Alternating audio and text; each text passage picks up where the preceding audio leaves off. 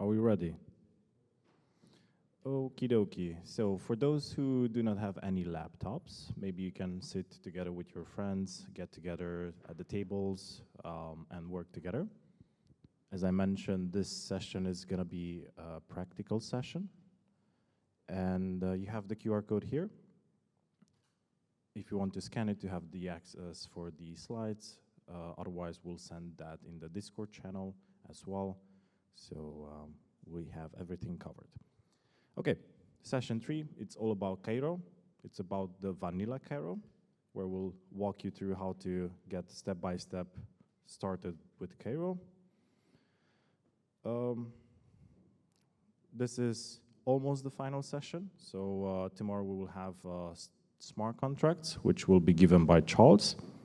And after that, you'll be able to claim the SPOC, which is basically Starknet proof of kudos. It's a nice sort of NFT that you can collect and show it to your friends.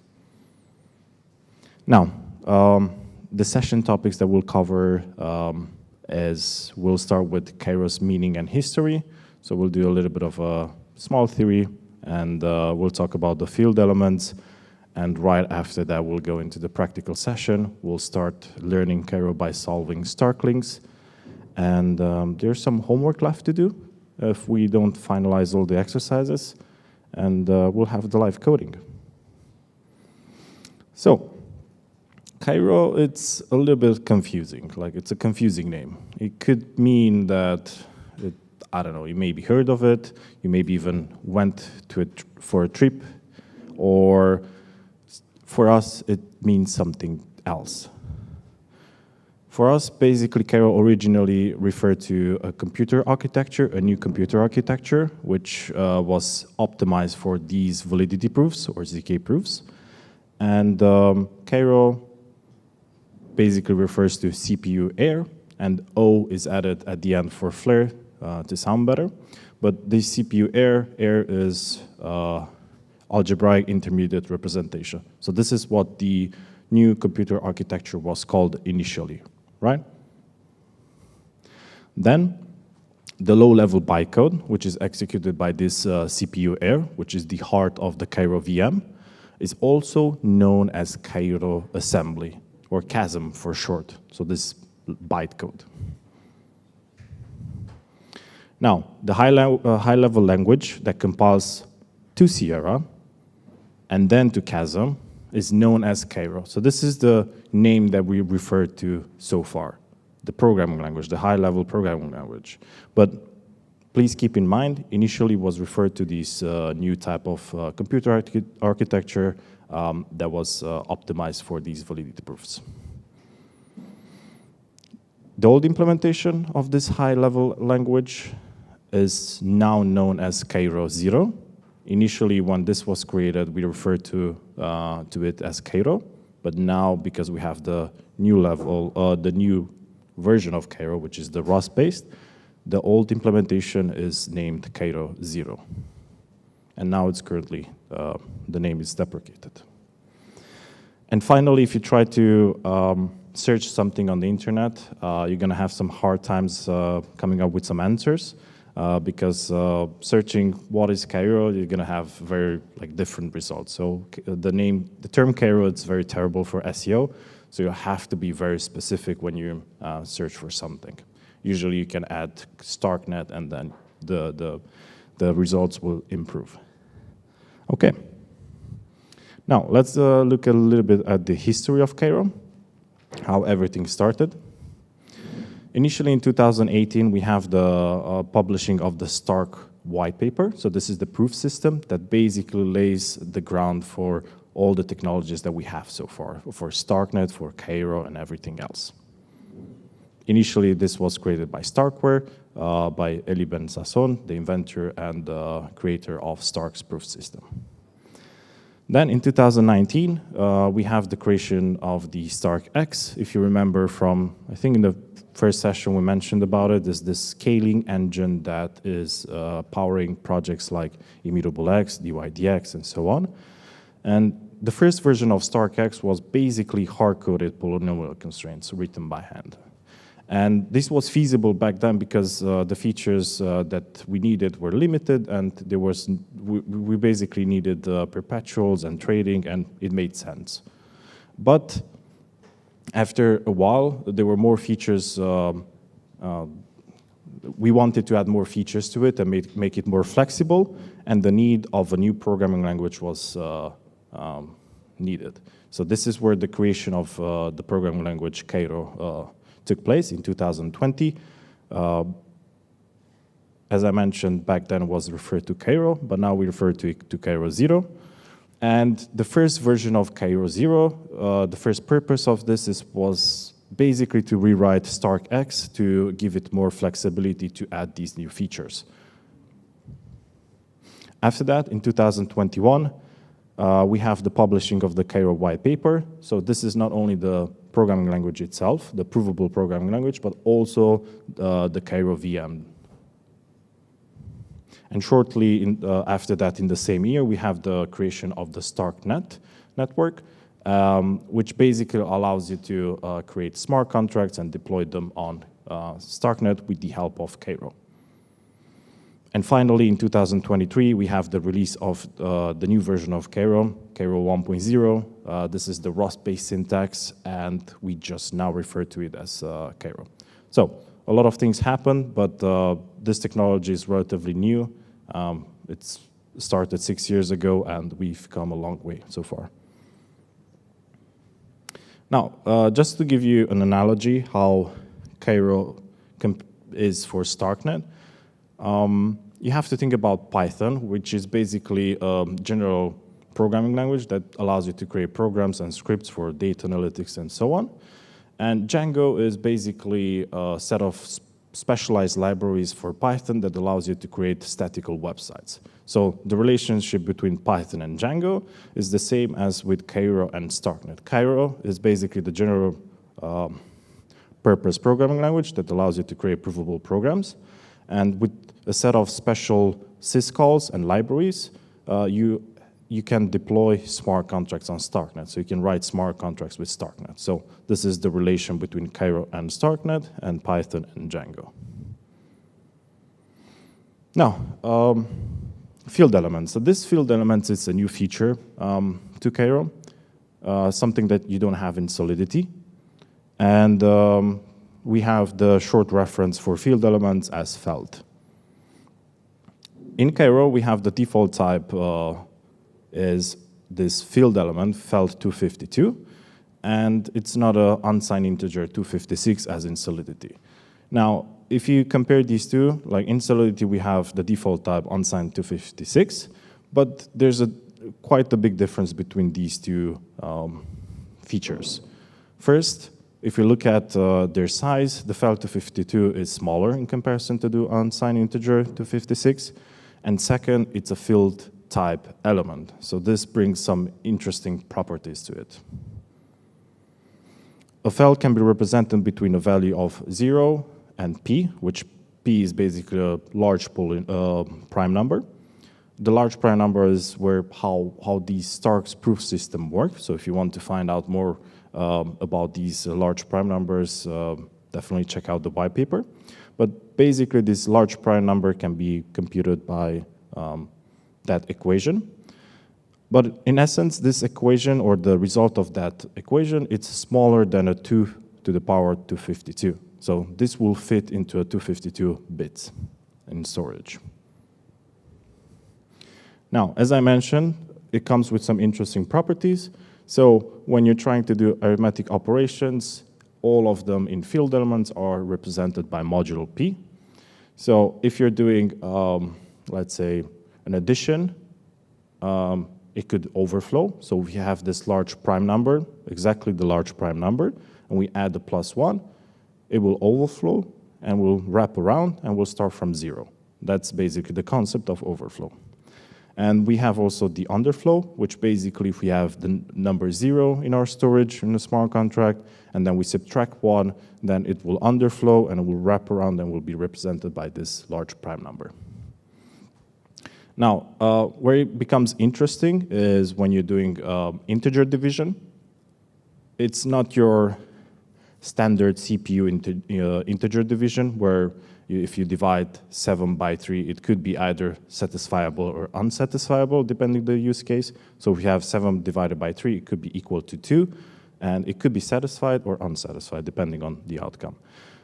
The thing is, with felt division, this will be always satisfied. And how felt division is represented, so if you have 1 divided by 2, again, these are field elements, this will be a surprising result, so it's going to be represented by p plus 1. So p, we have this big polynomial number, or sorry, large prime number, and it's divided by 2. And it won't be 0 or it won't be 0.5. So this result will be quite big in this term. It's not an error of the system. This is how field element works. And again, if you want to dig deeper into the field elements and how these operations work, I would recommend the Cairo white paper. Next up, let's say that we have these underflow and overflows, right? So if you want to create a smart contract, using felts might be an issue. And for this, we have these signed and unsigned integers that solve these underflow and overflow problems. And these are represented, so the unsigned are represented from U8, U16, up to U256. And then we have a generic unsigned integer, which is usize, and the default type is U32. We have also support for signed integers in Cairo. So these are, again, from I8 until I128. But currently, they're not supported on Starknet. So you can write them in Cairo, but if you deploy smart contracts on Starknet, they're not supported. You're going to have overflow and underflow issues. So far, so good. Feel free to raise hands. Again, it's allowed. Okay, so that's about the theory side. We looked at the history. We looked at the felt types. Now we are ready to get into some interactive tutorials. So initially, the plan is to learn Cairo by using Starklinks, which is an interactive tutorial. Its idea comes from Rust links. For those who are familiar with the Rust programming language, it's something like that. Initially, this was created by Shrami, the guy with the glasses, and then this project was taken further, and an web application was created based on this, and this was created by Damien, the other guy from bottom. And this project is maintained on OnlyDust, so if you're looking to contribute and help, again, OnlyDust is a great platform to start your developer journey, so you can check it out there. As for live coding, what we'll do is we'll basically go to the Starklinks app. You can connect your GitHub account, and I would recommend to do so because it saves your progress, so you're able to progress throughout the exercise, even if you're disconnecting.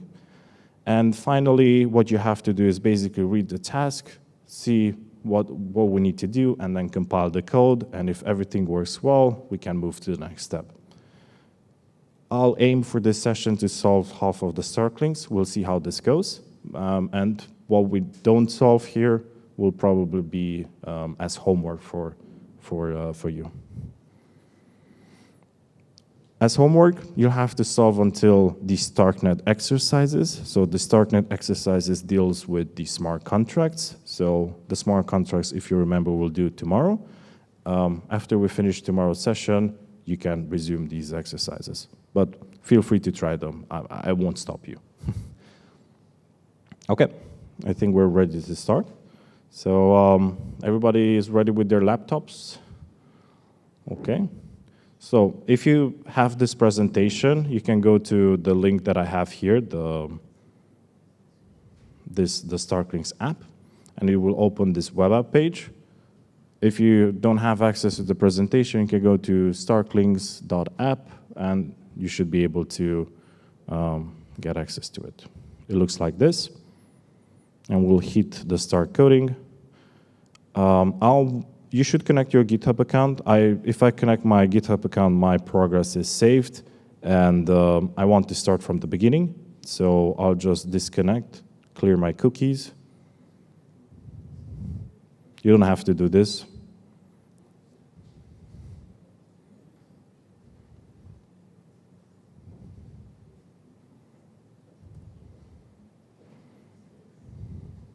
And now I'm able to start from the beginning.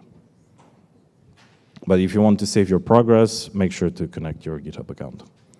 Okay, so for the first part, we have intro 1. This is a nice introduction to Cairo. So in this case, you don't have to do anything. What we see here on the right side is basically a main function. It's an empty function, but this is how you write the function, is the fn keyword, and the name of the function, you have the parentheses and the curly brackets. But in this case, this function works correctly, and you just have to hit compile. Are you guys solving? Are we solving together, or how do we go? Okay. Okay. Now let's go into the intro 2. In here we have just an empty canvas. So to make this compile, what do we need to do? Yeah, exactly. So we just create the main function again, like an empty main function.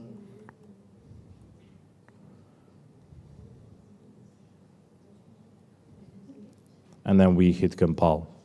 Now, each exercise will teach you something about Cairo. Yeah, go ahead. It's just about the use size. I don't understand why it exists because it's the same as you. So the use size can mimic any type of size. The default type is set to U32, but it could take any type. So every exercise will teach you something about Cairo, and as we dig deeper, the exercises become more challenging. Okay, so variables 1. If you're stuck somewhere, you can hit the get hint button, and then here you'll have some information about the current exercise. So here we see the declaration on line 2 is missing a keyword that is needed in Cairo to create a new variable binding. So how to do bindings in Cairo is we use the keyword let. Right? So maybe in other languages you have other def or whatever, I don't know exactly. But in this case, if you want to create a variable binding, you do let, and that's how we create a binding. So what happens here? On line 2, we create this variable x, and then on line 3, we use a print ln, which is a macro, and this will print my result. But because I'm compiling it, it just compiles, it doesn't actually run the test.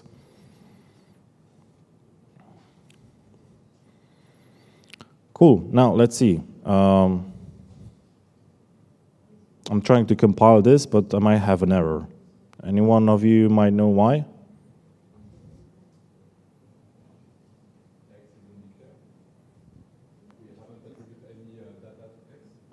Yeah, so we declared x, but it doesn't have any value to it. So we have to assign something to it.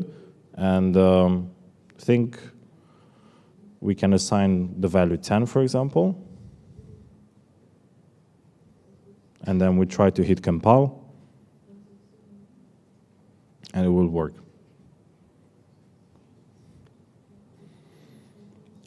Okay, we have reached variable 3. So in this main function, we have on line 2 let x, and we see something additional here. So we have the felt to 52, which means that we define x to expect a data type of felt to 52. So this is how we set x to expect a felt to 52. You can change this to other data types. So if you want an unsigned integer or Boolean or whatever, but we'll see that in a second. Okay, I'll try to hit compile. It won't work, I guess. And it's again the same situation because in the previous exercise we didn't assign a value to this particular variable. So let's do 0.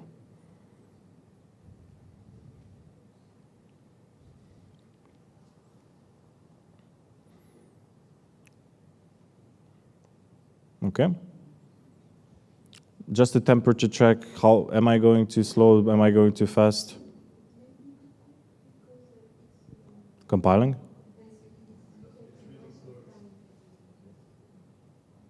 And in the back?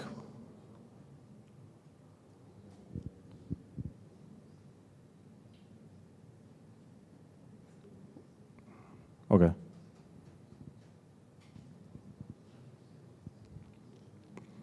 For those who solve the exercise, feel free to hop further and then check if you can solve it. I'll go to variables 4, and let me try to hit hint. Maybe I get some information here. And in this hint, it says, in Cairo, variable bindings are immutable by default. So this is one important aspect. Whenever you define a variable, it's immutable. You cannot change it, and that's it. Well, we're trying to reassign here a different value to x, and there's a keyword we could use to make this variable binding mutable instead. Any of you know what's that keyword to make it mutable? Yeah? What? Yeah, it's mute. So I think this is similar in Rust. Rust might have the ampersand, I think, or something like that. So to make this variable mutable, which means that we change its value further, we have to say let mute x equal to 3. And then you don't have to change the line 4 because here we're reassigning the number 5. I'll hit compile.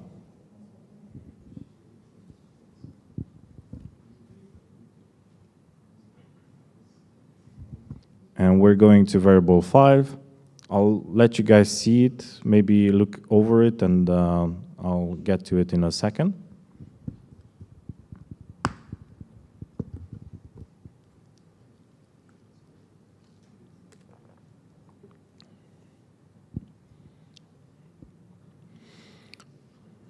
Okay, so how many of you are familiar with the concept of shadowing? You?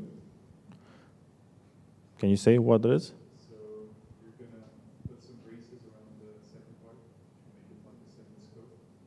No? No? No. Maybe it's about reassign variable? Yeah. In a sort. So basically shadowing, it's kind of like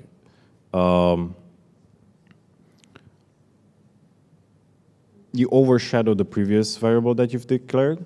And to do this in Cairo, use the let keyword. So if we read the hint, it says we already learned about how to make immutable variables mutable by using the special keyword. Unfortunately, this doesn't help as much in this exercise because we want to assign a different type value to an existing variable. Sometimes you use existing variables names because you're just converting values to different types, like in this exercise. So in this case, to do the shadowing problem, what we do here is we redeclare the variable with let, and then this would shadow the previous variable. So in this case, we have a unsigned 8, but then we overshadow this with the new value 3. So we hit compile.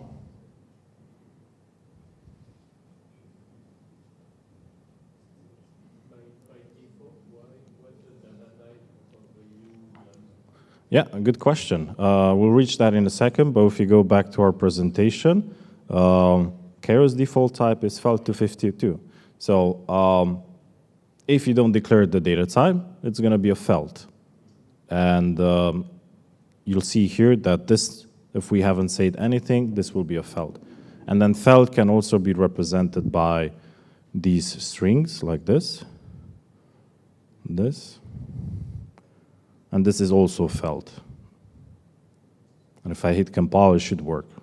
But maybe the exercise will complain that I've changed something, but we'll get to this in a second. These are something called short strings, okay?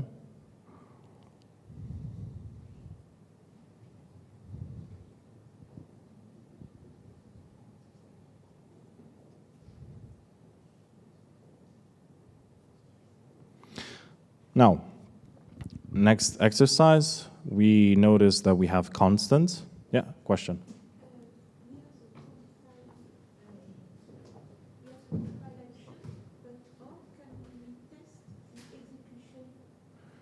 Got it. So in this, thank you. If the compilation works correctly, then it means that you solved the exercise. If you follow the instructions, but if you want to test actually, then you can write tests, right? So in this case, I would write a different function. We'll see this in a second. We'll have more exercises throughout, but basically we have test functions that test the actual function that it returns the exact number that we're looking for. We'll get to that in a second. Okay, so what do we have here? We have constants. Do you guys know what's the issue if I compile?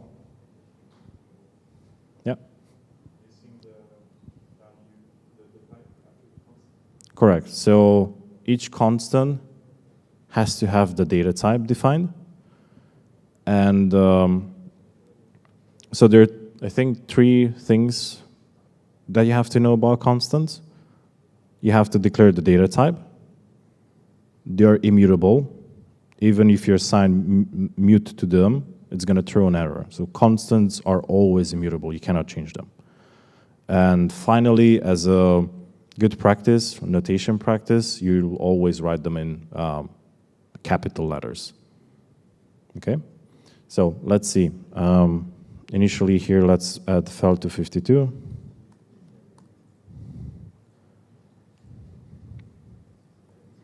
And then here, there's another way to assign a data type. So you have the number 3, and if you have the underscore, you can say what data type is this. So in this case, we're passing 3 as a unsigned integer 8, and I'll say that this is a U8 as well. And let's hit compile.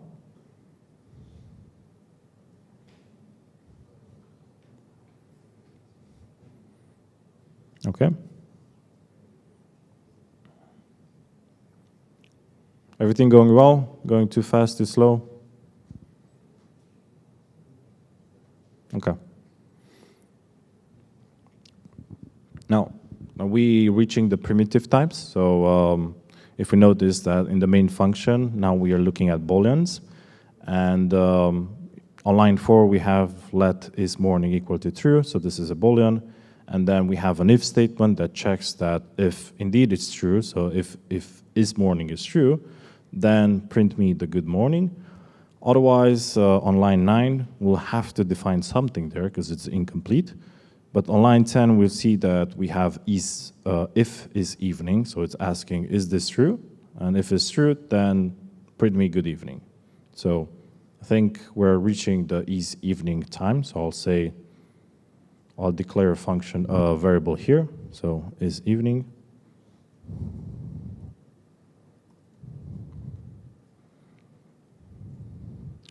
Now say equal to true. And notice that at every end of the line, you have to use the semicolons. That's how we notify Cairo that the line is finishing. And then I'll hit compile. Again, you can use the get hint if you, oh, I don't have hints this time. And also, this is a good practice to use the Cairo book, which I haven't touched yet, but let's say you have a question regarding shadowing, right?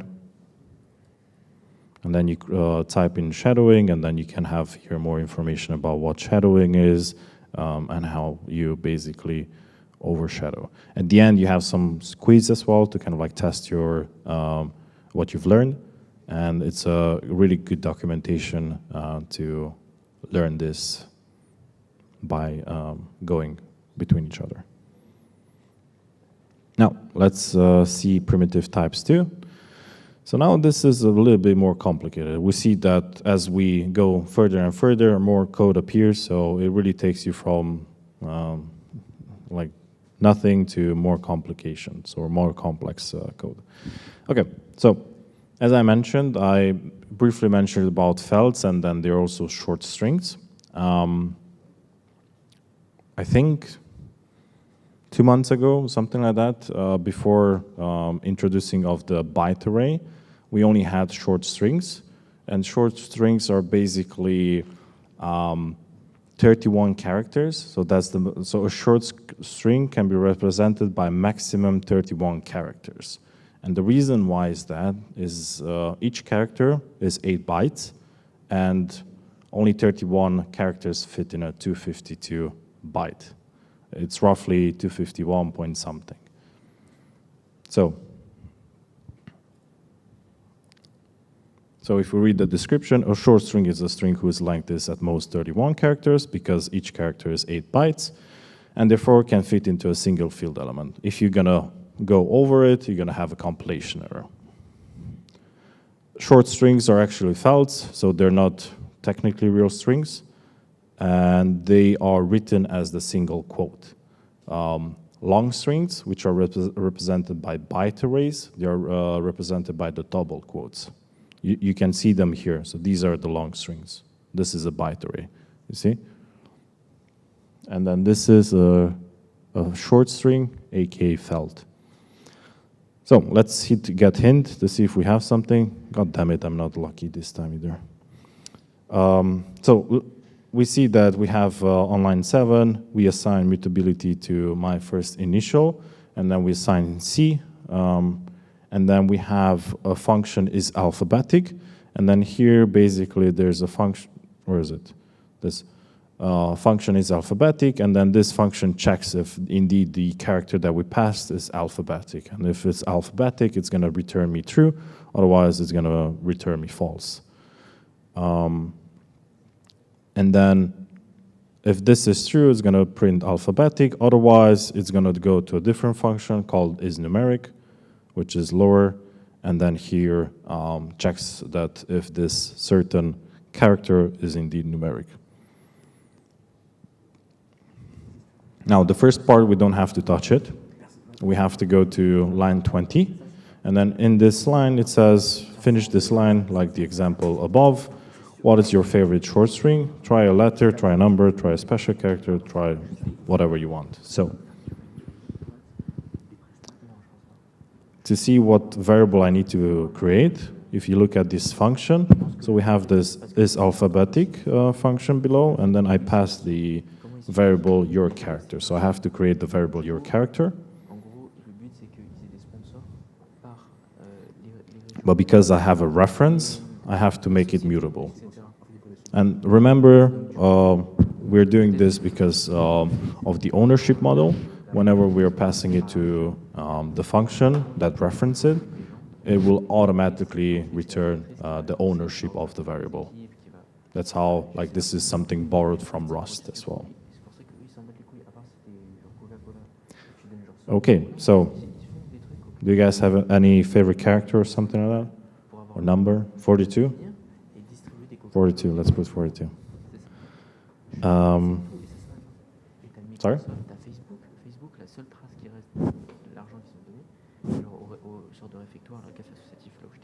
I go up? Oh, semicolon, yes, true, yeah. That's correct, yeah. I always keep forgetting that. I think in other, what do you call it, like in VS Code, if you work in TypeScript or whatever, it's always added to the end, so. Okay, so, thank you. Let's hit compile.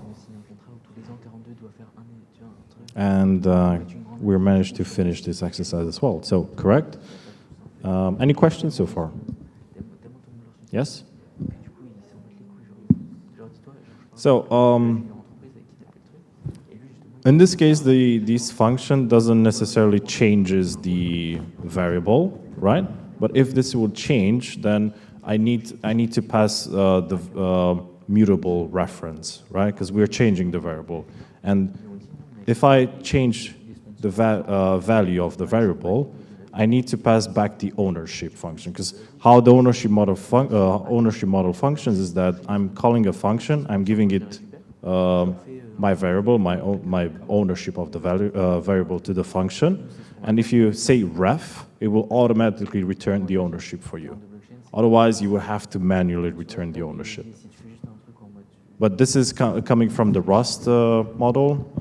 They're inspired by the ownership model because everything in Cairo is immutable, and that's how we handle these variables and mutability. En gros, du coup, la meuf, elle était en mode, ok, bah non, fuck, on va pas vous faire de la com, on s'en bat les couilles. Abirasal. Et du coup, elle a dit, mais vas-y, on reste chaud pour. Yes, so Plus, tu vois, nous, on n'a rien à. Cairo, it's a linear type system, so Ce qu'elle a fait, c'est qu'elle a envoyé. every variable has a single owner. Elle a fait un formulaire, un Go. Elle a dit, ouais, est-ce que vous êtes un peu. A value can have multiple variables, De la BBS, but then a variable can only have one owner. And when you're working it with functions and you're passing this variable to the function, if it's changing its value, you have to pass you have to make it mutable. Hence, you're passing the ownership to the function itself. And then if you're using the keyword ref in the function like here, we will automatically return the ownership to the variable because we're using it here in this function. Like if this doesn't changes anything to the variable, but if I would say character +1 or something, I'll change the character, I'll mutate the value. So that's basically it. But if you want to dig deeper, you can come to the Parce que tu m'avais pas trop expliqué exactement. Je sais juste que tu avais gagné la réponse. Cairo book, and then we have this ownership segment, and then you'll see exactly what happens. We have also the variable scope that basically if the variable goes out of scope, it's automatically destroyed. That's how Cairo works. Okay. Any questions? So, yeah.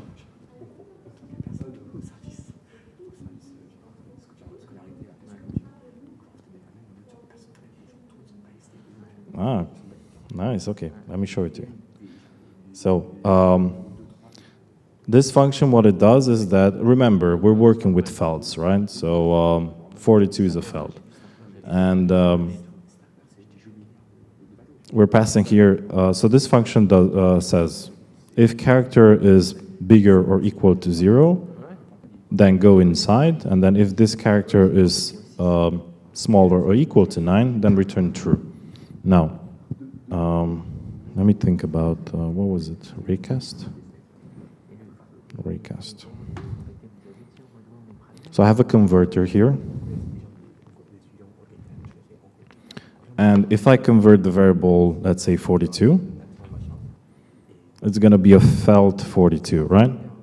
That's the actual, like 42 is 42 as represented as felt. Now, if I convert 0, it's going to be 0. If I say 9, it's going to be 9. Is 42 smaller than? It compiles, but actually it's not. It's going to return false either way. So the reason why it compiles is going to be. So this is going to be the actual result. So you have to have only one number. So you say 4, but I added 42 because of the.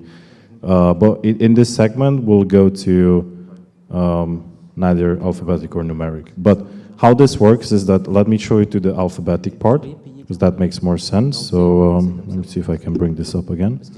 Raycast. So if I put A, the file will be 97, right? So automatically behind this, we'll say the character that I pass, is it bigger than the file 97? That's what A represents in felt. And then if I put Z, this is going to be 122. So it's a range check. Now, if I put my character H, this automatically will be caught in this range of felts. So it's 104. And then if you remember, this is, I think, 90 something, and then this is 120. So it's going to fit into this. So technically, again, these short strings behind the scene, they are felts. That's how the whole thing works. Okay. Now, let's see what's this. So primitive type tree. Deconstruct the cat tuple to call print on each member. Do you guys know what the tuple is? Ça fait bizarre. Yeah. Vous avez fait HEC ou LX? Ouais. Yeah. Well, what it is.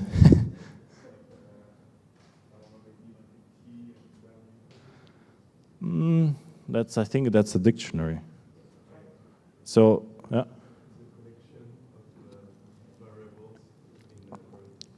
Yeah, so it's basically a collection of different data types.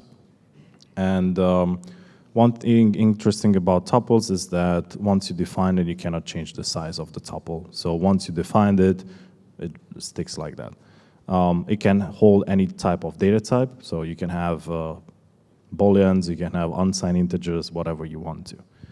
So on line 2, we have let cat equal to Furry McPherson, and this is a felt, because it is represented by these, I forgot how to call this, semicolons exactly. And then we have a 3, which basically by default, all of them are felts. Now, on line 3, we kind of like have to deconstruct this tuple because we have to extract the name and the age. How to do that? Let's see the hints if it gives us something. So you'll have some hints here how basically it works. But to deconstruct the tuple, you can say something like this. So you put the parentheses, and then you say name, and then you say age, and then you assign the tuple. And this is how we basically deconstruct the tuple. And we'll get the name and the age from this tuple. So again, tuples are basically a custom structure that holds different data types. You can define any data types in it, and once you create the tuple, you cannot change its size. How can I access to only one data in my tuple? You have to deconstruct it, and if you don't use something, I guess you can use some like underscore or something like that. But then I have an error because I accept the, I'm looking for the age.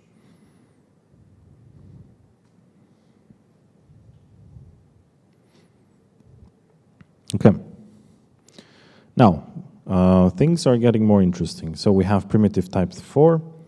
The task is modify the integer types to make the test pass, learn how to convert between integer types and felts. Let me just try to make this readable.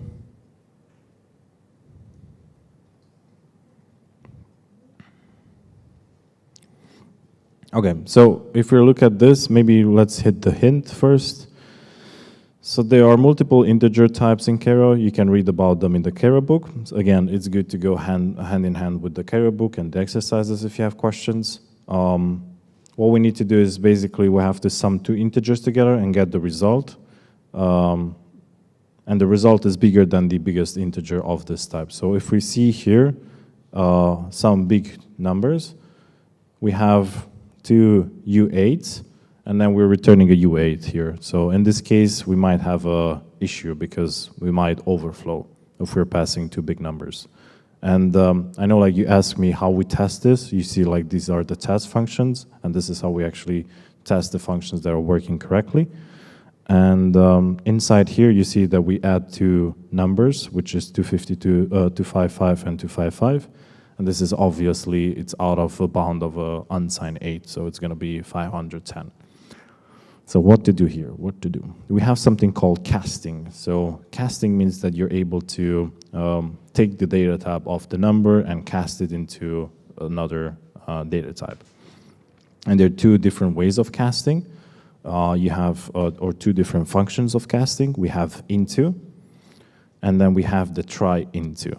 Now, these two functions are different.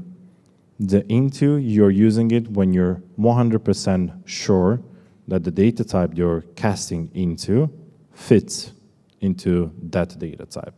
So what I mean by this, if we have an unsigned 8, and if we cast it into a felt 252, it will always fit in that. It will always fit. But if we go other way around, so the felt 252, we cast it down to unsigned 8, we're not sure that this might fit. So we'll have to use the try into, because the try into will return me an option that I'm able to handle in case of this is correct, if it matters to cast it down, it will return me the value. Otherwise, it will gracefully give me an error. Okay, so let's see what we need to do. So first, I have this function convert to felt.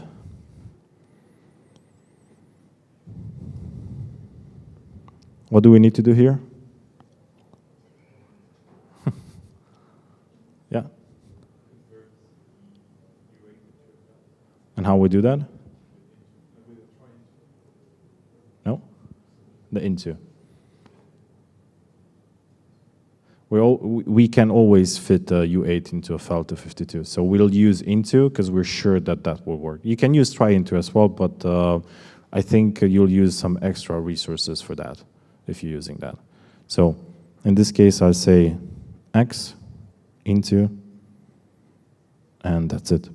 One interesting thing, I mean, if you're coming from a Rust background, this might be familiar, but you'll probably ask, like, why I'm not returning the value of this number. This is how I return it. I don't have any semicolons, and this will automatically be returned. Otherwise, if you specifically want to return it, you have to say return, and then you'll have to say x into, and like this. Right? This also works, and this also works. If you don't add the semicolons at the end, it will automatically return it. And now we'll try to convert a felt to U8. So what are we doing here? Try into, yeah. Because we're not sure that the felt to 52 might fit into an actual U8. So we'll say x, try into. And now the thing is, whenever you're doing try into, it's going to return you something. It's an option, right? And I mentioned that option, it's either the value itself or the error. So to actually get the value, we have to unwrap that. So to get the actual value, we'll say unwrap. And that's how we extract the value from the method. What happens if there is an error? In this function, let's see if we have an error. I don't think we test it, but basically what you can do is that you can do some sort of a pattern matching, which is, I think, in the following exercises. And then you can match based on if you receive some result, then you return that. Or if it's an error, then you can gracefully handle that error. Otherwise, it's going to be a compilation issue here, because it's going to say error, and you didn't handle it correctly, right? So, but I think in this case, we're not actually testing the error, because we're just learning the casting types. Okay? Now, I'm not done here, so we still have some issues here on the test side, so let's see what we need to do. So modify this test to use the correct integer types. Don't modify the values, just the types. See how using the U8 suffix on the number lets us specify the type. Try to do something with other integer types. Okay, so maybe we make this a different data type. So we'll say the bigger version, so U16.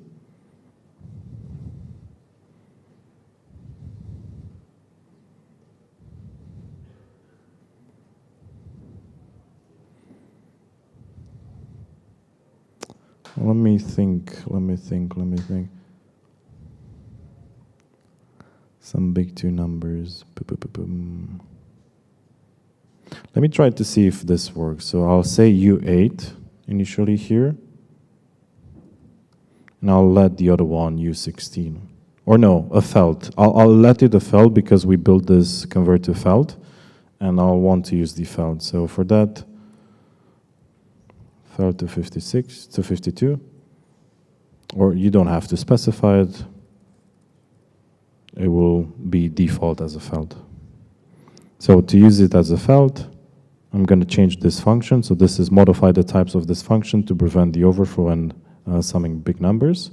So I modified the return type. And then I can say convert to felt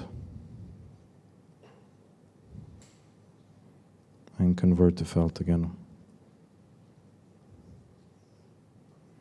And let's see if this actually works. So I'm passing two U8s. I convert these to felt, and then I'm returning the result as felt. And then the data type expected here is a felt. So let's test it. And it works. So you can do something else as well here. So in this case, you can say unsigned 16, but then you'll have to create a function to cast it into U16, right? And then you can convert these two numbers into, instead of felts, you can convert them, you can cast them into U16.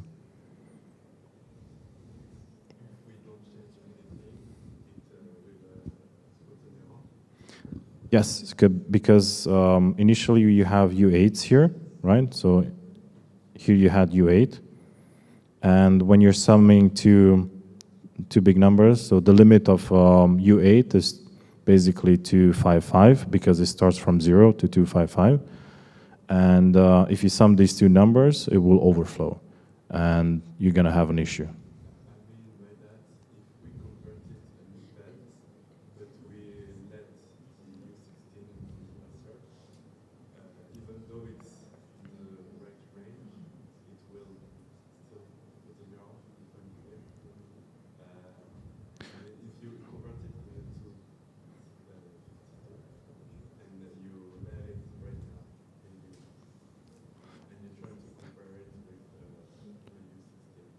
Yes, because basically they don't match the data type. So I'm returning the felt to 52, but then here I'm comparing it to U16, and it's going to throw an error. Yeah? Is this going well? Yeah?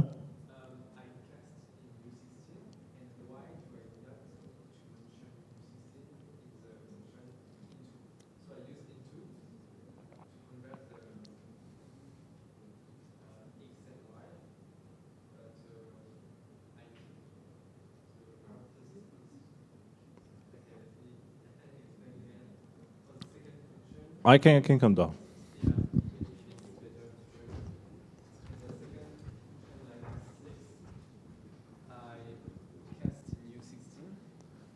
And I'm curious why I don't need to mention anything here.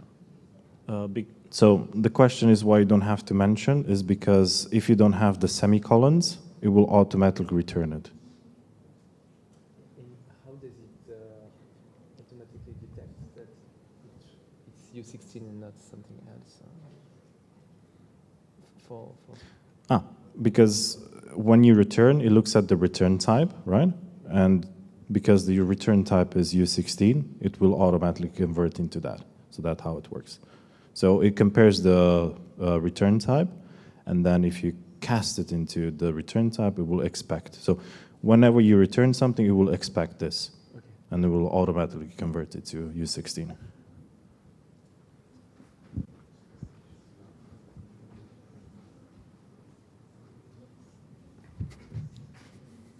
So just for the sake of example, let's try to convert this to U16 as well. So I come here.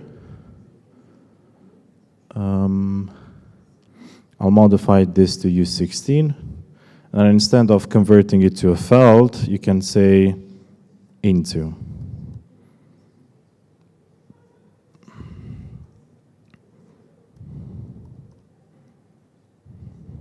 Right? And now the one change that I have to do is basically in my test, you have to make sure that you're expecting 16 here, like the data type that we have. So we'll try to compile this or test it. And again, it works. Because we're expecting the data type, the return data type to be U16. And then when we're casting it, it will cast it to that data type. Make sense? Good? Ready to go for the next one? Okay. Operations. So integer types implement basic comparisons and arithmetic operators. Felt 250 operations should be avoided where possible, as they could have unwanted behavior. And we've seen that in the presentation. When we're doing arithmetic operations with felts, it might overflow, it might underflow, and you don't know. You don't have protection. So whenever you're doing operations, always use the unsigned integers because they always have protection of overflow and underflow, and you can gracefully handle this. Also, division, it's something unexpected. So let's see what happens here. So we have a polynomial function. We have x and y. The u size is, the default is u32, but this can take whatever. And we return a u size back. So we have to reconstruct the polynomial function. In this case, we see here at the top, we have x to the power of 3 plus y minus 2. You can also press the hint button, and you have a small hint here. Again, it references to the Cairo book. Make sure to check that out. Actually, let me check that out now. Go to, because we want to also investigate what type of operators we have. You might be familiar from other languages to do something like this. So x to the power of 3, right? But you have to be careful because currently Cairo doesn't support this. This will mean something else. So if you go to the operators, and we see here in the table somewhere, here, this operator, I forgot what the name is, but this is basically a bit XOR, so it's an expression. So it doesn't represent to the power of 3. It will be an expression. So you'll do bitwise exclusive OR. So it's totally different. That's why it's good to navigate the Cairo book and to see how this works. So obviously, we'll have to do the traditional way.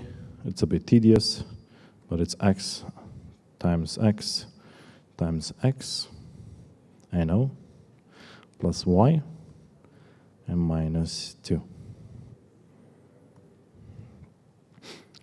Okay, and then, oh, I think I did the mistake here, so I shouldn't have changed this in any way.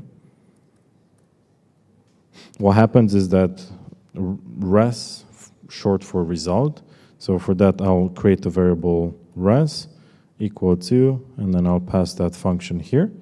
And then on the last line it says res, which automatically will return the variable. But if you want to return it as well, you can explicitly say that, and then you just have to add the semicolons. This also works. Okay? Let's try to hit test. I changed it again because I shouldn't change this. But just for the sake of showing an example. So far, so good? Now, let's go to operations number 2. So Cairo has native integer types. We talked about this shortly. These are the unsigned 8, U32, up to unsigned 256. And then you have the U size, which support more operators than felts. And always watch out for the overflows, like in the last test. So we had an overflow issue there.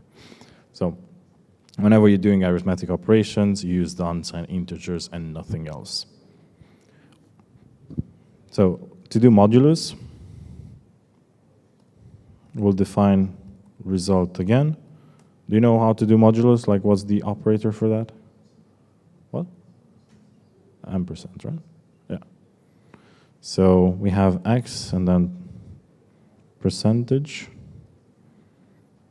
y, and then this should work. And then if this is like these numbers will result in an overflow and underflow, it will automatically be detected. And you want that because if you're developing, if you're an engineer, or if you want to develop a smart contract that handles DeFi and billions of dollars, this might be an issue, right? So you need to be really careful about this. Floor division, we can do that with these unsigned integers. So let res, and then this is your typical division. In other languages, you have this slash, which is represented as division. And then the multiplication is pretty straightforward. So we have let res equal to x times y. And then here we see that if you're interested in how these tests work, they test the modulus, the floor division, the multiplication, and then here we see that we have an overflow situation here, and if it overflows, that means that we integrated correctly, and it should panic. So if it panics, that means that this test is correct, because we are expecting this test to panic, right? We're trying to make it fail. And if it fails, we gracefully pass the test. But anyway, this is like what's happening here. It's not part of the exercise, but if you're interested. Okay, let's hit test.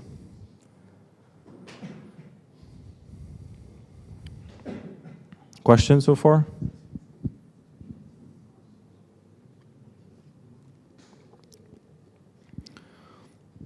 Okay, so I'll give you a little bit of time to look at this exercise.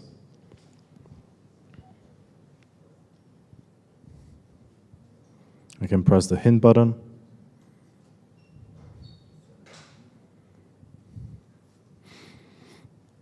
So this is where we learn about the if statement. So basically, the if condition does not need any to be surrounded by parentheses. You have the if-else condition, and then each condition has to have a curly bracket.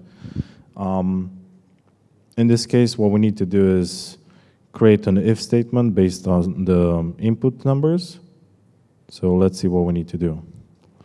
Do not use another function, do not use another. So we have to see if A is bigger than B or the other way around. So to do that, we say if A bigger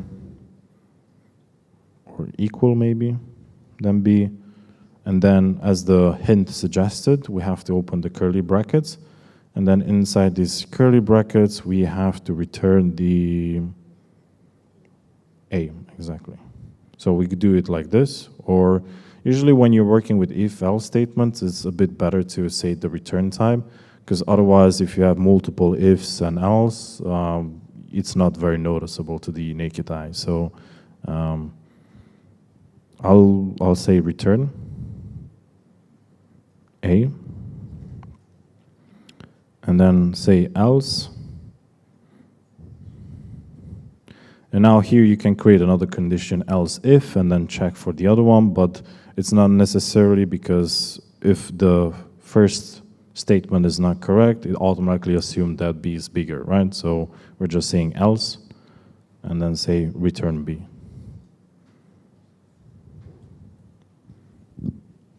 Let's test it.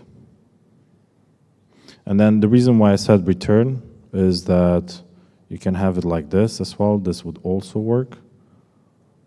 But it's a bit difficult to the naked eye to see what happens at every, like imagine if you have like 10 ifs there, it's gonna be a bit challenging.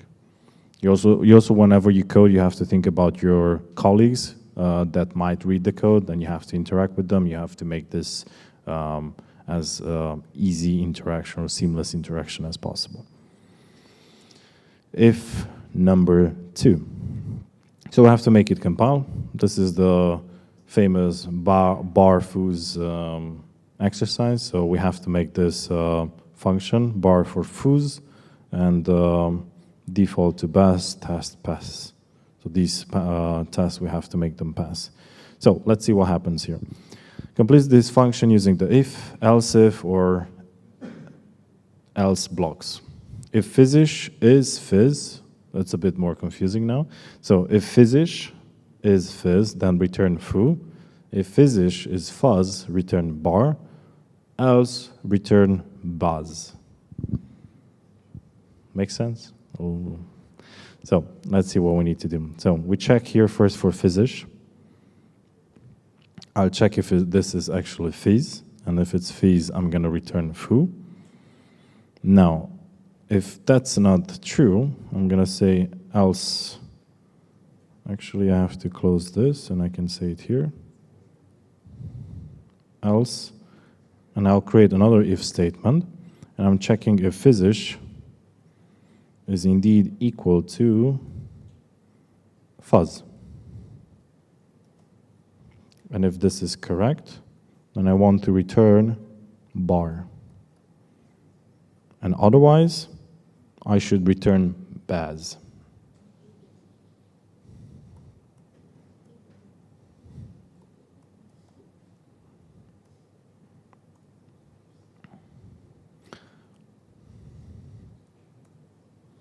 And now you can, I mean, it makes sense. I forgot the semicolon. It makes sense, but you start to see that it's difficult to see where everything returns to the naked eye. Like if the first glance is like, what? Anyway, so far so good? Question?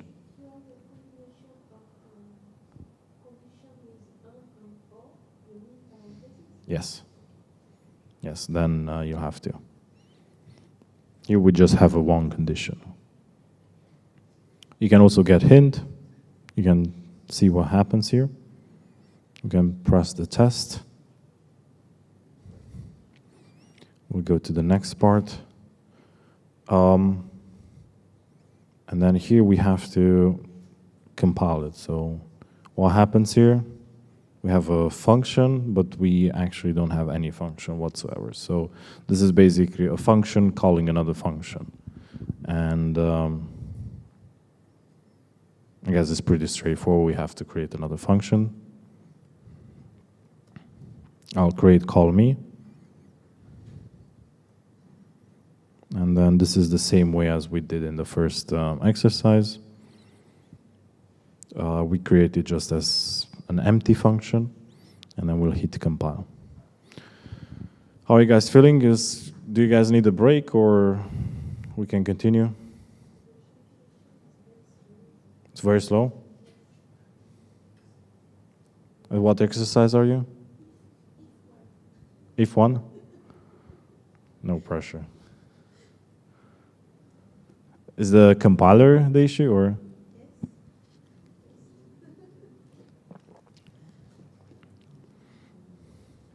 Everybody else?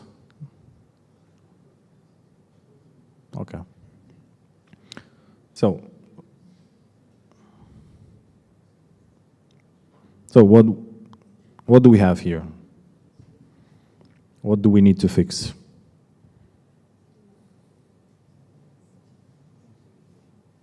Do I make it bigger? Is it better? Yeah. Yeah, the data type, like we just have the num here, but we didn't assign any data type here. So whenever you're having input variables, it always expects the variable name and also the data type that we expect. So in this case, you can say it's a felt to 52, or you can say anything else. Oh, so you have the semicolons, and only after the semicolons you have to do this.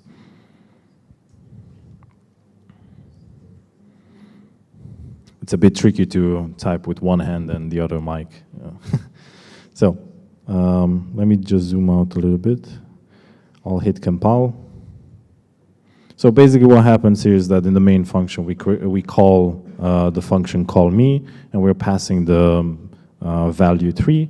And then in the function call me, it expects a variable of data type felt to 52. And then in line 6, we just use the print ln macro to print this number.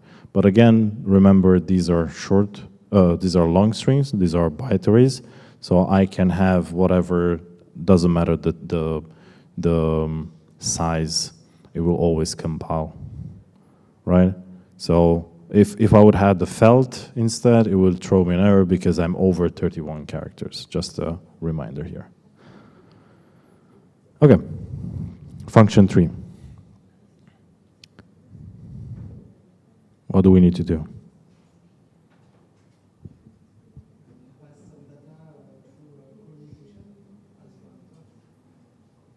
So we just have to pass a value in this case. Yeah. So we can say whatever, 65. In case you have issues, you can hit the get hint.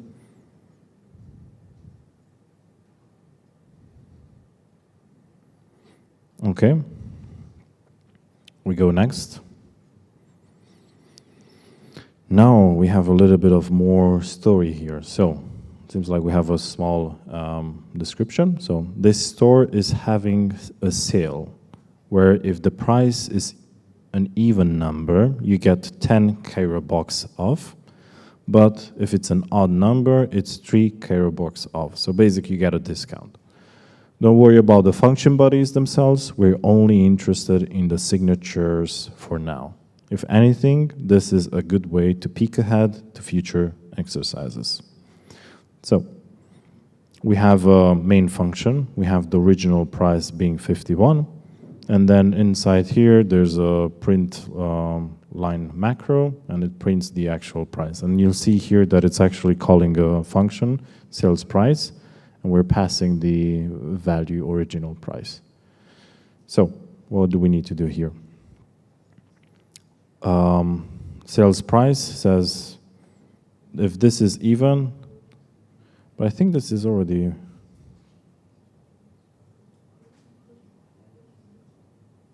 is this already fixed? Is it empty for you guys, or? Because if I hit compile, it will compile? Ah, signature, yeah, okay, got it, yeah. True, true.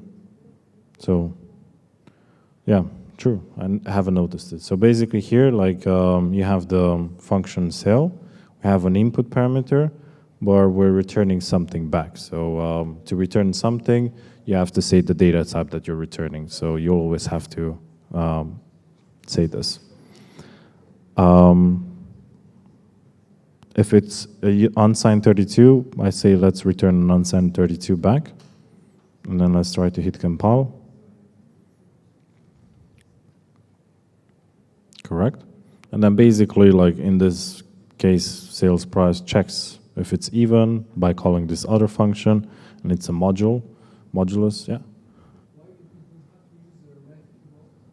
Because we change the value of the price in same price. Let's see, so why don't we original price, sales. So in this case, we're not using it anymore. So if you would use it after this line, you would have to. You have to give back the ownership, but because we just use it once, or consume it once, you don't have to use it. But if you want to reuse it across the whole program, and you want to keep the reference or the ownership to that variable, you'll have to use this. In this case, we're just creating a variable here, and we're just using it here, and that's it. But for more code, like if you just continue using the original price, you will have to. Now, let's see quizzes. So, hope you guys like quizzes. So let's see what happens here. Mary is buying apples. The price of an apple is calculated as follows. An apple costs 3 Cairo bucks. And if Mary buys more than 40 apples, each apple only costs 2 Cairo bucks. So what we have to do is write a function that calculates the price of an order of apples to give the quantity bought. And we don't have hints. So I'll give you guys a couple of minutes to look at it.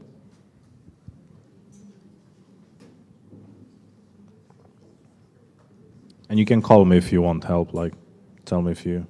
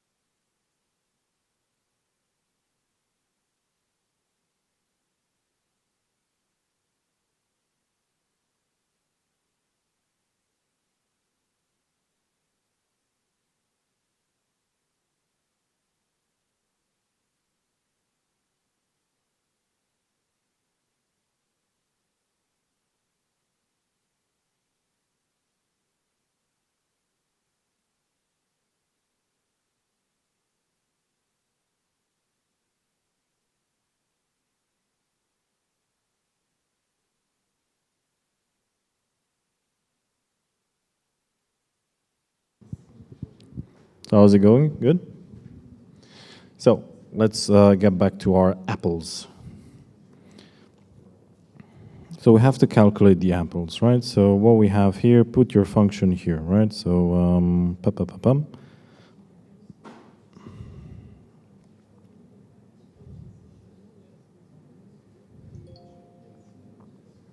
so initially I think I need to have an input variable because we're passing some apples, and we'll say apples, and this should be U32, and then we'll return something back. So I think that's going to be the actual price. So let's say it's still U32. Let me close this. So if Mary buys more than 40 apples, then we reduce the cost of an apple to 2 Cairo bucks. If not, it's 3.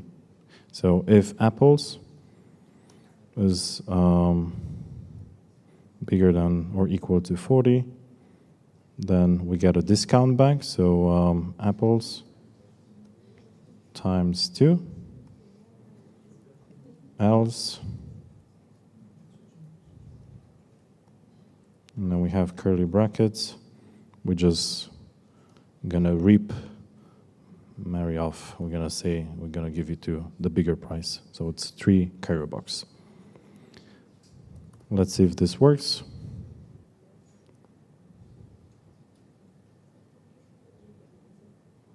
It doesn't.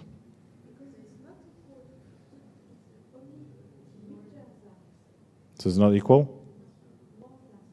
More than. So we're not going to give Mary, when she buys 40 apples, a discount. Okay, got it. Yeah, makes sense. Cool. So this is the quiz 1. And you notice that as we progress through the exercises, they're getting more interesting and complicated. You have, I think, over 50 exercises, so it's quite nice. It's interactive, and you also have hints. So now let's see what happens here. Yeah.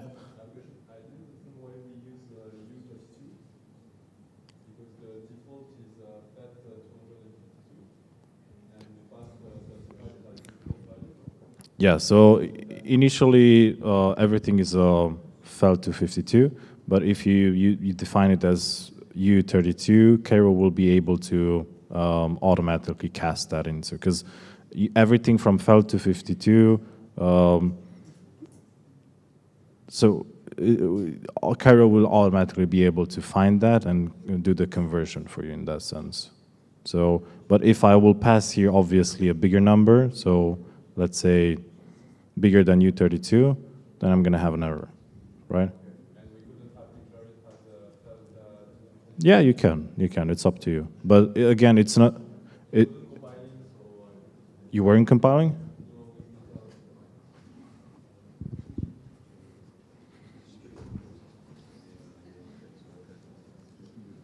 Just like this. And so it turns forever, and this is when you can compile. Let me do it on my end.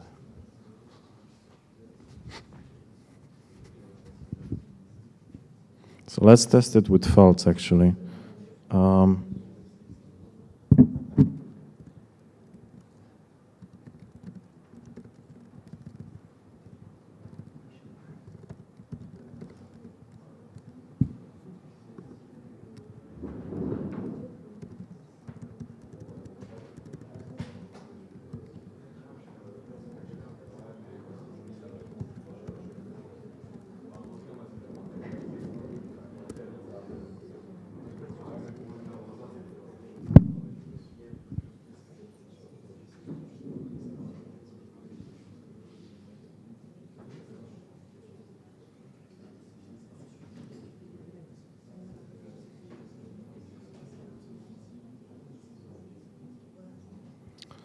Let's see.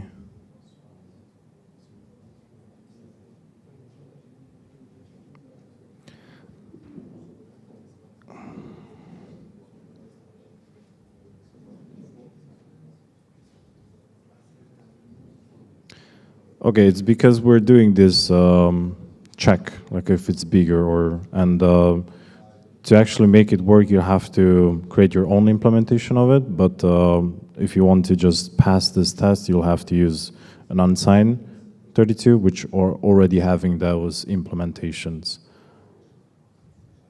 in this case.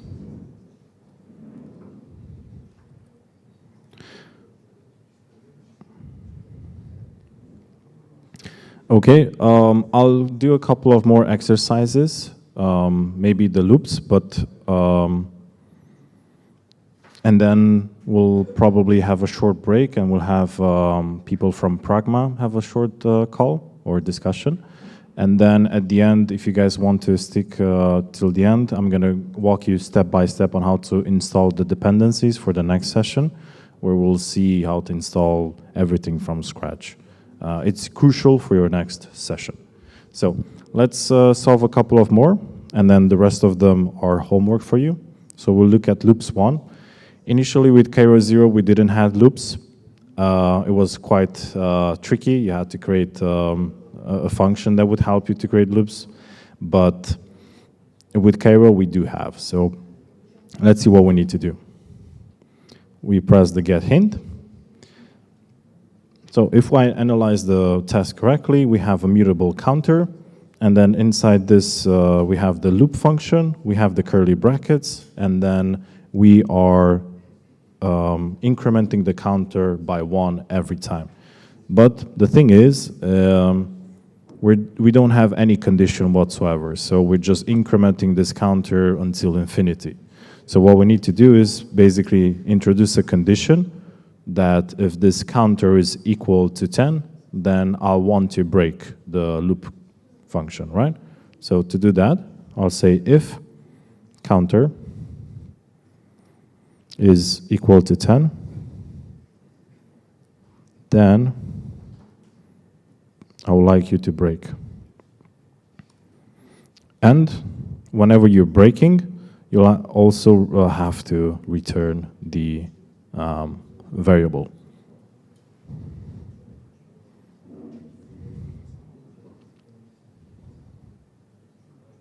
Okay. Oh, I don't have to return it now because I'm in the same test, so don't return it. If you're using another function, like I'm calling the test loop with another function, to return the variable, you put it inside the break. But I guess that's the next exercise.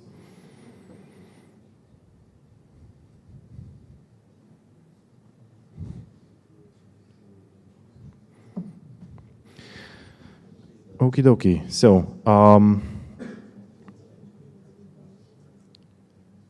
we have loops number 2. Let's try to solve this as well, and then we can have Pragma to have a short talk. So let's quickly go over. Having trouble solve this, so you can press the get hint button. But let's basically take a look. We have the counter, we have the result, and then we're checking that if counter is equal to 5, how do we return this? Does anyone know how to return this, or how do we exit this loop function?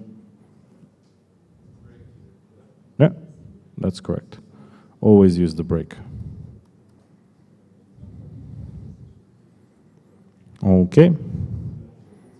Testing. And I forgot the semicolons as always.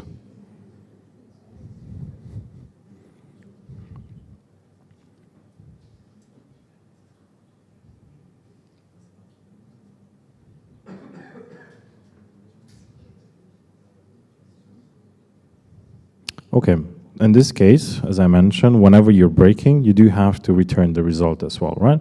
So to return the result, you have the break, and inside the break, you return the counter, and then this let result will be assigned the function that you're returning here. No, because basically loops, you have to break them. You don't return, like you just return. So if you have a, yeah, so loops are endless, right? You have to have a function to check if some certain condition is valid, then you break the loop, because otherwise it will go for endlessly. And if you just put return, doesn't return anything. So you have to break the loop. In if statements, you have to return the variable.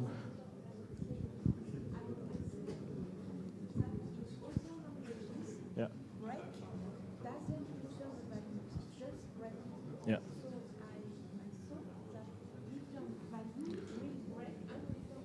So in this case, because we have, so as you see on line 6, we are assigning a variable result, and then this result is getting this loop function, right? Condition. And then when this loop condition breaks, I do have to return something else, because otherwise the result will be empty. It doesn't know like what it is. And this is how we explicitly return the value of that loop. Like in the previous exercise, we didn't have to put any value. Okay, that's roughly it for the Starknet exercises. I hope you guys enjoyed them. The rest of them is as homework, so the enums, these are getting very interesting, so make sure to check them out. And yeah, I think we can have Pragma have a talk. Are you ready, or? Okay. Okay, so we'll do one more exercise until we get ready. Enums are nice because they're different type of structure or data type. If we look here, we have an enum with the name message. And then inside this, you'll have to recreate these messages. So on main function, we have the message quit, the message echo, the message move, and the message change color. So to do this, you'll say quit, echo, move, change color. And enums are very interesting because I'm not sure if we'll be able to solve all of them, but as we progress, you'll see that you can create different, each enumerator can hold any data type that you define. So for example, for move, it's gonna be an X or two data types, X and Y, which is unsigned integers. For change color, we'll have 3 different data types. So we'll have the RGBs, so U8, 3 U8s. For echo, it's going to be a message, so that's going to be a felt, or could be a byte array. And the thing is like whenever you're using enums, they have to be, so you can do some interesting things such as pattern matching on them. And when you're doing the pattern matching that you'll see in enum 3, they have to be exhaustive. So that means that you have to use every enum that you've defined in the same order, and you have to exhaust all the possibilities. So you cannot just, do pattern matching on these 3. You need to do pattern matching on all of them. For example, this is a pattern matching, right? You see match, and then we match on the type of the result that we have, and then we have to say them in the same order, right? So quit, echo, move, change color. You cannot have them in different order. You have to have them exhaustive, and these are how like the match function works. But I think this is more explained in the enum 3. So let's hit compile. Maybe I confused you a little bit here. Okay.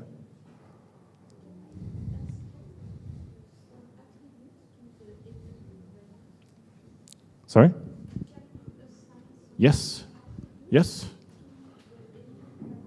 Yeah, so this is how the exercise starts. It starts lightly, and then in the next one, you'll have to assign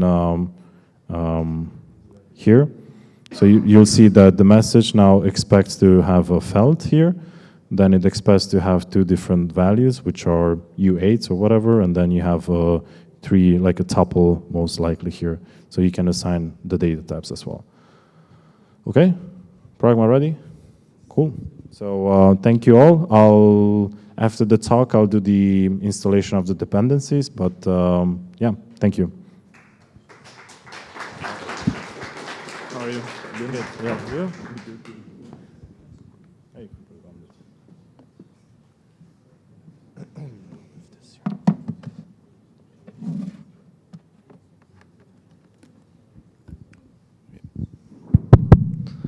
Okay. Does everyone speak French here?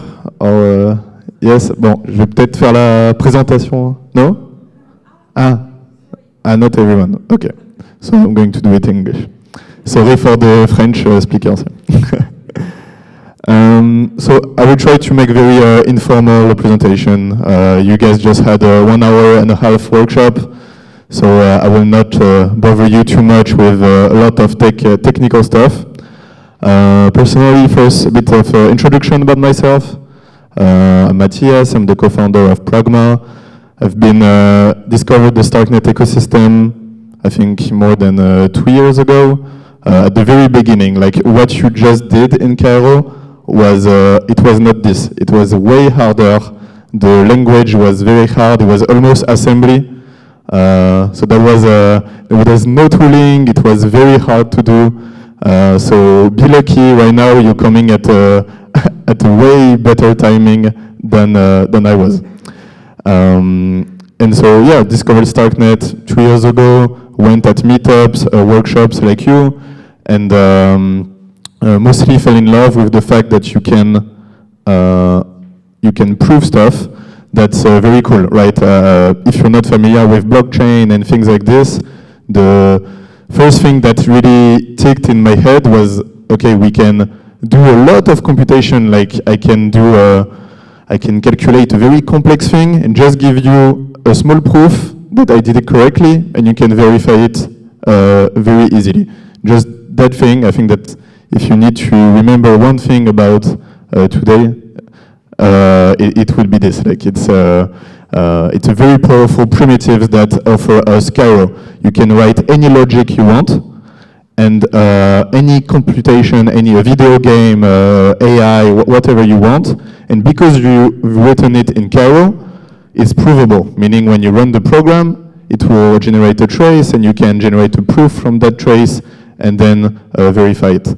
And that's yeah, I think that's just amazing. That's a few years back, I would not have believed this could be possible. And yeah, so that led us to build on Starknet. And so what is Pragma? What do I do? So there is something in blockchains called an oracle. I don't know if, can you raise your hand if you're familiar with oracle in blockchain? Okay, pretty much everyone, but not everyone, so I will, an oracle, the main goal is how to get non-deterministic data, so off-chain data on-chain, like what's the price of Bitcoin, what's the weather today, who won the Champions League, like all of this, it's not available on-chain. The blockchain can only access to state that is on the blockchain, right? So how can we put that on-chain in a trustless way? So like we want to introduce as little trust assumptions as possible. Otherwise this whole system doesn't make sense, right? Okay. So the solution today that we have live on Starknet, that we built in Cairo mostly smart contracts. So we have people on the left, financial institution, exchanges, people that have data. So let's say you do trading, you have the price of Bitcoin, you push it to Starknet. So there is a smart contract on Starknet. You will see tomorrow when you call smart contract, you just have a function, publish data. They call this function with their signature, say, hey, I think the price of Bitcoin is this. And then the contracts store this. And then the aggregation happens on the blockchain. So let's say you want the average price of Bitcoin. All of this will be done in Cairo. So you don't have to trust us for the computation. Everyone just push raw data on chain, and then the aggregation of the data happens in Cairo. And that's, yeah, that's pretty much how it works. You just do trustless computation, so provable computation in Cairo to aggregate a bunch of financial data. Could be financial data, could be other kinds of data, but right now, mostly financial data. And that's very powerful. Decentralized finance is a very important topic and one of the main use cases of blockchain right now. On Starknet, you have a bunch of DeFi protocol. So yeah, you have Nostra, Vizu, Avenue, a bunch of people building ways of generating yield, exchanging tokens, borrowing, lending. So DeFi is a very complex topic in itself. We could speak about it for hours, but yeah, just imagine moving money in trust. You remove intermediaries in the traditional finance, and you get decentralized finance. And so right now, pretty much the whole DeFi landscape on Starknet relies on us. Oracles are very important. Yeah, you cannot have DeFi without oracles, pretty much. It's very important to know the prices of assets, to be able to price these assets as accurately as possible. Yeah, so I will try not to be so long. At Pragma, we do a bunch of stuff. We've been building for almost 2 years. We do mostly Rust. We do Cairo as well. We do Python, JavaScript, many technologies, and we are growing a lot. We are building our own stack to build Starknet app chain. So let's say you don't like Starknet and you want your own Starknet. Well, that could be possible pretty soon. We are trying to build financial models. Yeah, just great thing. If you want to participate in a world where you don't have to trust how the data is aggregated, how financial data is aggregated, come talk to us. I'd be happy to dive more into these subjects. Yeah, there are many interesting things. I don't want to dive too much in the details, but yeah, hope that convince you that building on Starknet and in blockchain in general is I think a very great experience, because it's not only about programming, it's about game theory, finance, it mixes, I think, a lot of very interesting subjects. So that's why I love working in that industry, and that I think it's a great place to be in. Yeah. Okay, that's pretty much it. If you have any questions. I know I was a bit vague, so if you have questions, feel free.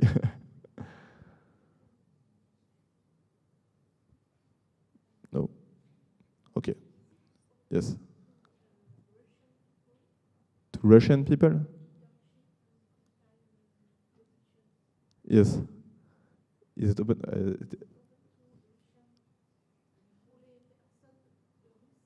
De Russie? Oui. Normalement, oui. Nous, on est tous à des endroits différents. Il y a des Belges, des Français, des gens à Amsterdam. Pour l'instant, on est complètement remote. Donc voilà. D'autres questions? Non. Bon, bah, n'hésitez pas, de toute façon, je vais être là. On peut parler, hein, normalement. Merci à tous.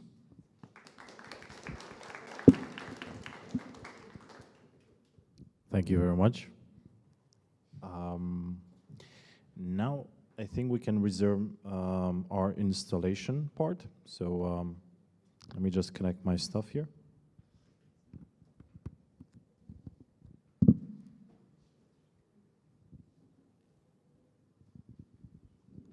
So, hello. Oh, we're back. So for the rest of the Starklings, it will be as homework for you. See how many of them you can finish by tomorrow, but it's not necessarily to finish. It's a good exercise.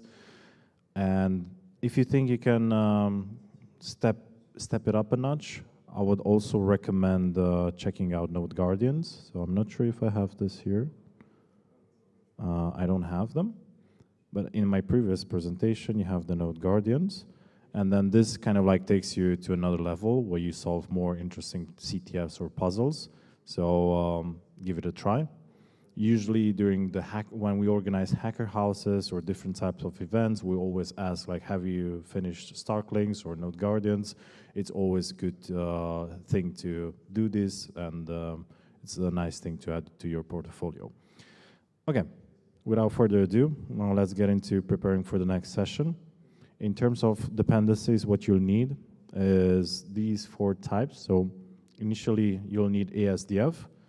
For ASDF, basically, is just a library manager that allows you to switch between libraries seamlessly. So if I want to install something, I can install it a certain version, and then if I want to downgrade or upgrade, I can do that very easy with this.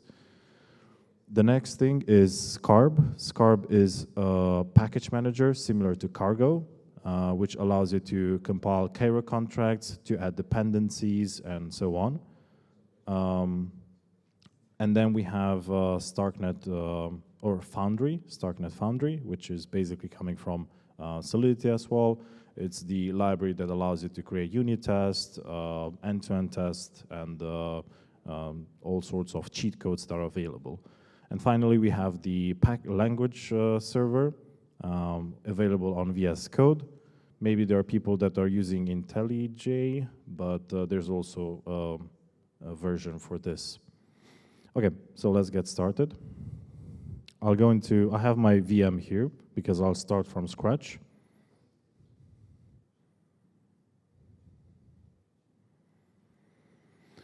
And now I'll go step by step how to install everything. So initially, I'll have to install ASDF. So let me just grab this link here. And depending on what type of machine you have, you'll have to follow the rules.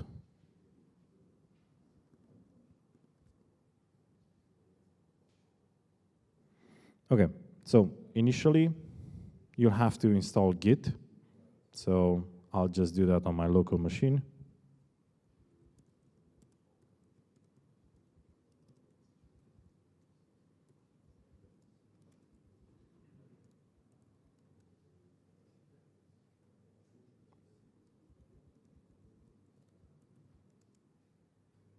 Is this big enough or no? Let me make it bigger.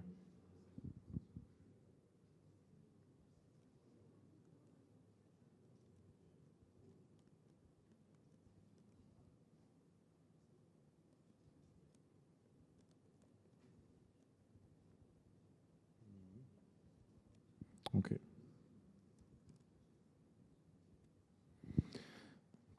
Now I have my Git installed, so depending on what type of machine you have, you can install it. So on Linux is apt install Git. Now going back to ASDF, if you're using Mac, you can install it with Homebrew. It's pretty straightforward. You just say brew install this type of thing, core utils and core and Git. If you're using Linux, you'll do this, install Git. For those who are using Windows, is anyone using Windows? Okay, so for that, you'll have to have the Win2 something called, and then you have to install the Linux dependencies, and then you'll be able to install this as the Linux commands. Okay, next thing, we'll have to copy the branch. Or sorry, copy the branch, clone the repo. So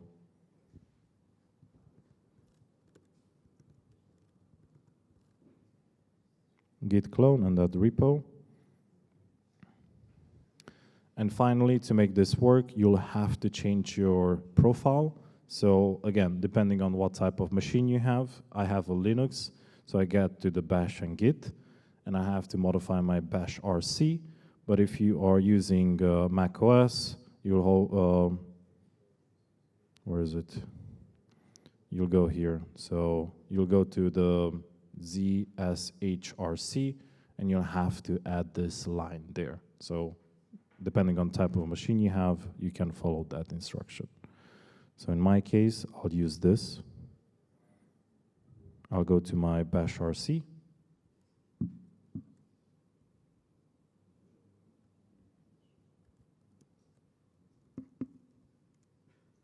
And here at the bottom, you can just add the ASDF line. And I think if you want to add completion, so it's kind of like autocomplete, you can pass this as well. Again, this is for Linux machines. For Mac, you go here.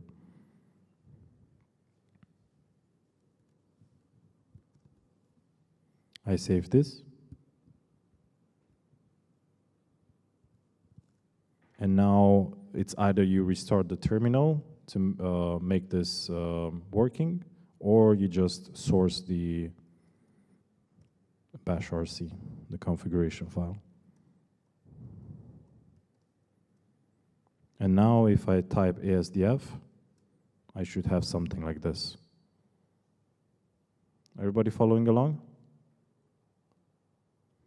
If not, we also have like a video in the Basecamp session that we recorded online, and we also have the installation steps there, and we could probably send that in the 42 Discord channel.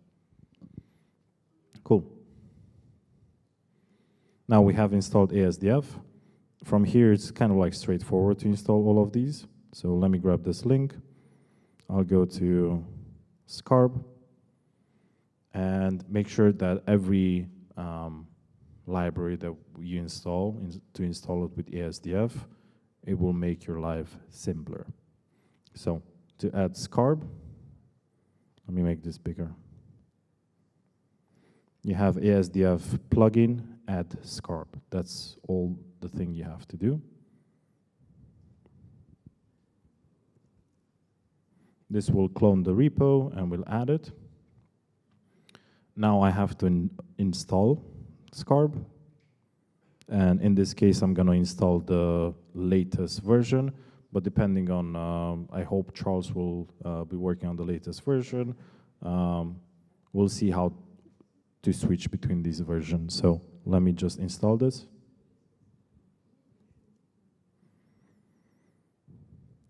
So this will automatically install the latest version, which is 2.6.4. I'm going to wait for a little bit.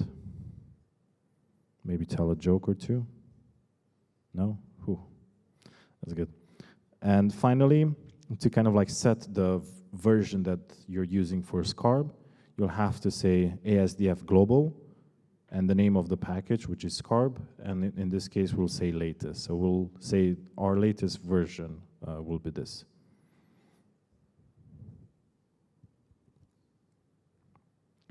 And now I can say Scarb and -- version, and I should have 2.6.4 installed. That's pretty straightforward.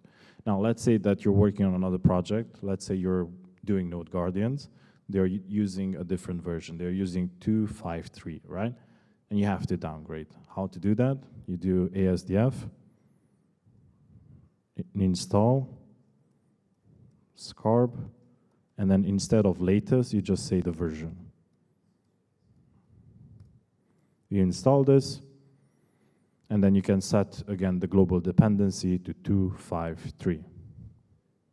So, come on. Okay, ASDF, global, Scarb. And instead of setting the latest one, I'm going to say specifically to set it to 2.5.3. And now, if I say Scarb version, I should be on 2.5.3. So you see how easy it is to actually install these.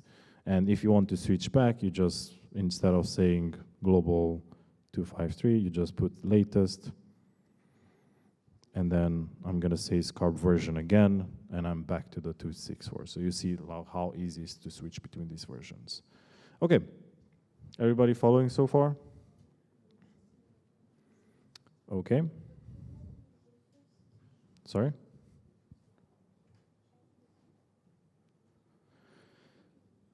We do have a video as well. We can send that after this session and have it ready for you tomorrow. Okay, now let's take Foundry. Foundry is the library that has the testing suite available.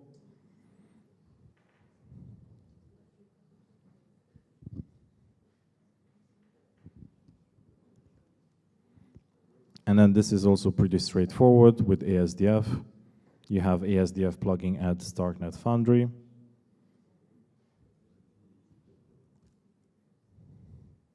Let me start from scratch here.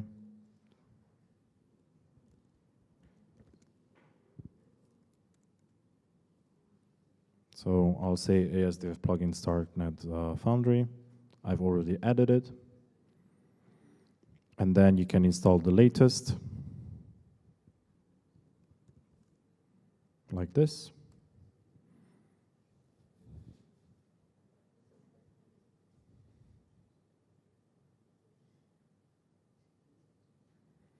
It's going to take a bit.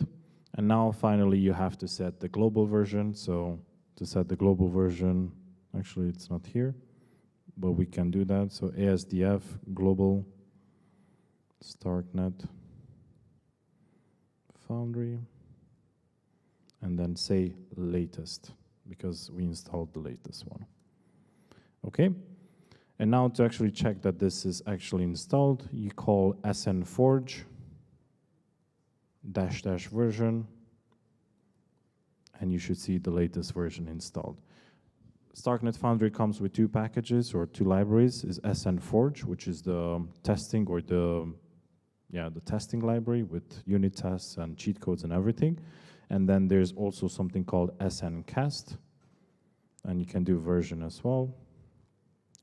sncast is most likely CLI that allows you to declare deploy contracts on Starknet. So I'm hungry. sncast, like that. So it's a CLI that allows you to interact with the Starknet network or the block explorer, and you can declare contracts, you can deploy contracts, you can invoke contracts with sncast. Okay. And finally, I do need the VS Code. So for that, I need to install VS Code. VS Code. And for my machine, I need an ARM64. Yes.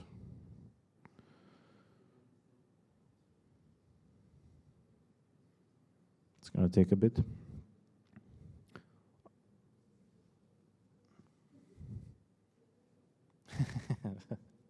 Oh, thank you. Thank you.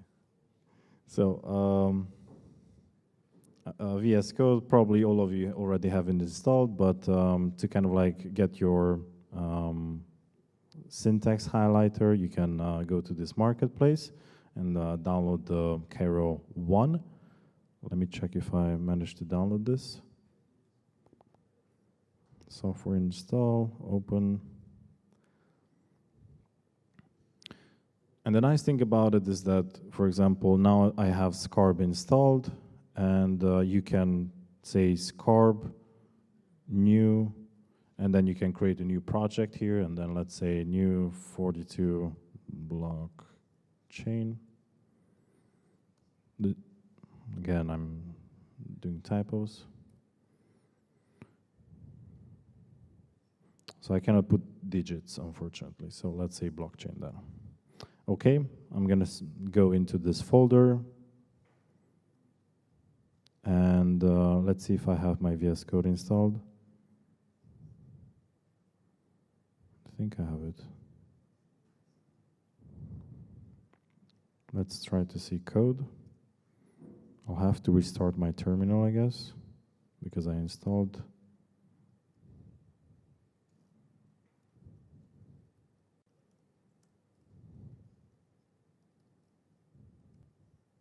It's not found.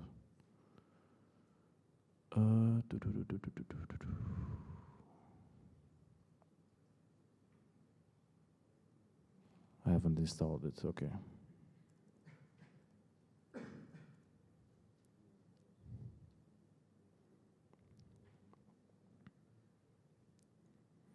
Give it a second or two. I'll close my terminal. So we have it installed. I'm gonna open it again because it resets the profile, so I'll able to call the VS Code now. Let me make this bigger.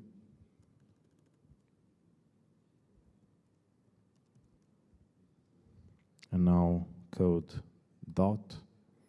And now I'm gonna open VS Code. I do trust the author, and currently you'll just see an empty directory. Or not empty directory, basically the standard. So we have a scarp toml file. Doesn't work.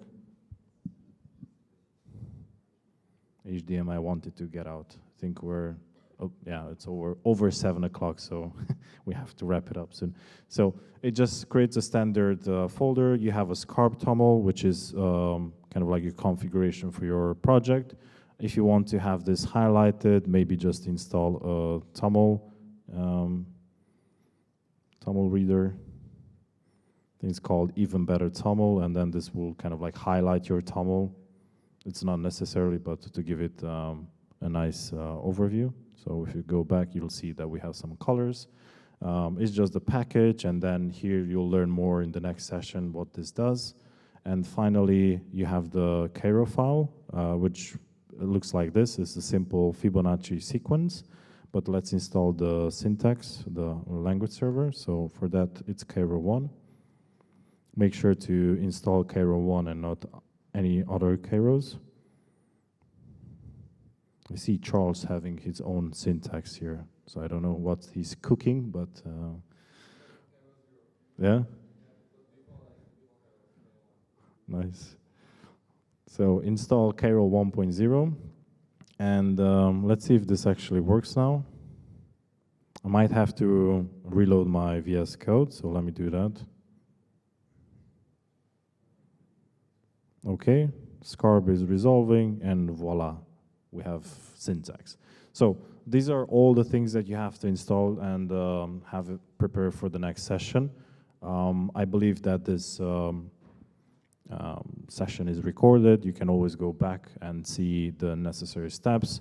If you have any questions regarding the installation and something doesn't work correctly, please reach out to me or to Charles or to anybody else, and we'll try to help you as best as possible. Yes?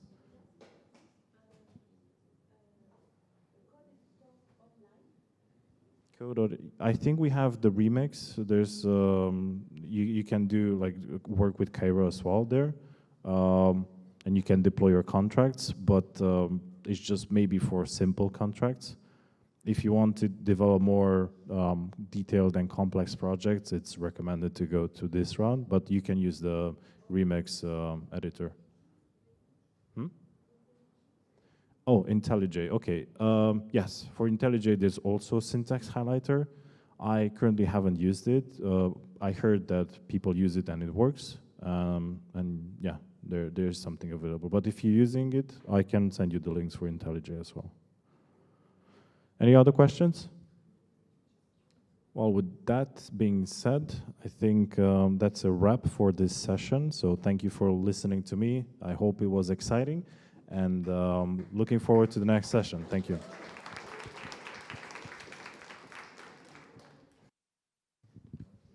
I'd just like to say something really quick. Don't miss tomorrow's session. It will be the culminance of everything you've learned during the last 3 days, like the ultimate hands-on experience, and you'll be able to leave an I don't know how we say that, indelible mark on the blockchain. So yeah, it will be a cool session, and I think we'll have some fun. See you tomorrow.